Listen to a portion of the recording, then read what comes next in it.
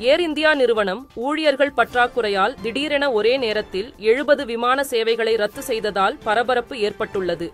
சமீபத்தில் இந்தியாவில் விமானப் பயணங்களில் பல பிரச்சனைகள் தொடர்ந்து ஏற்பட்டு வருகிறது. இதனிடையே தற்போது ஏர் இந்தியா எக்ஸ்பிரஸ் நிறுவனம் தனது 70க்கும் மேற்பட்ட விமானங்களின் சேவையை ரத்து செய்துள்ளது. இதற்கு ஏர் இந்தியா நிறுவனம் ஊழியர்கள் பலர் திடீர் உடல் நலக்குறைவால் விடுப்பு எடுத்ததால் விமான சேவை பாதிக்கப்பட்டுள்ளதாக கூறப்படுகிறது.